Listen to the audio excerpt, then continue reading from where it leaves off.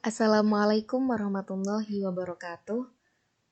Perkenalkan, nama saya Fadila Harina Manasikana akan sedikit menjelaskan mengenai syarat-syarat mujtahid.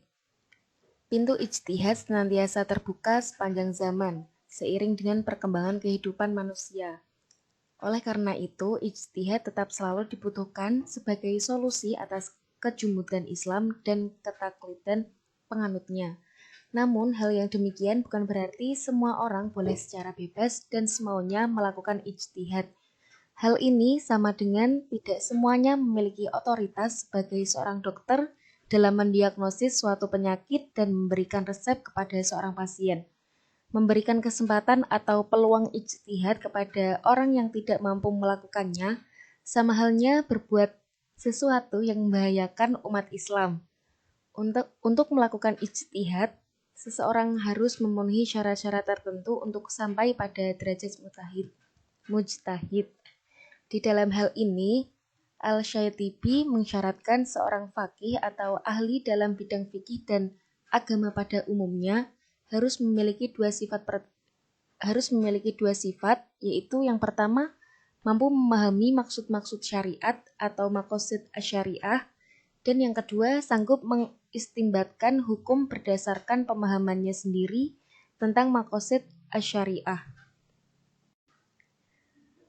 Sementara itu, Abdul Wahab Khalaf menjelaskan adanya 4 syarat bagi mujtahid.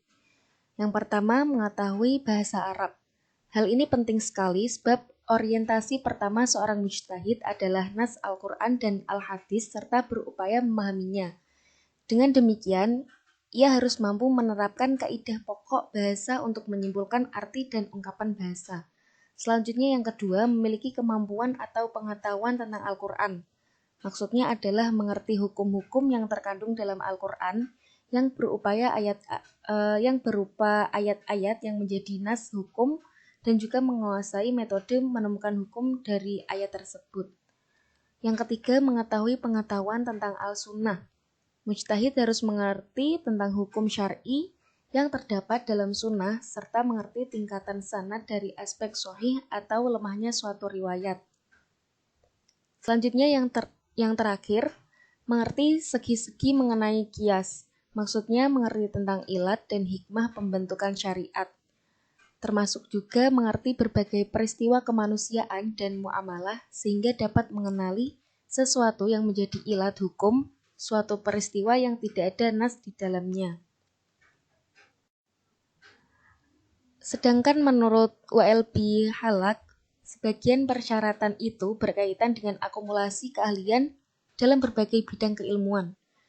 Dalam hal ini, ia menyebut ada 6 syarat.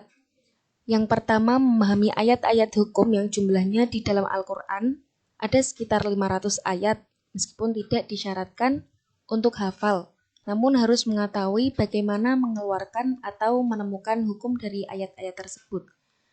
Selanjutnya yang kedua, mengetahui koleksi hadis-hadis hukum, termasuk mengetahui teknik kritik hadis, sehingga dapat menguji hadis yang akan digunakan sebagai sumber berijtihad.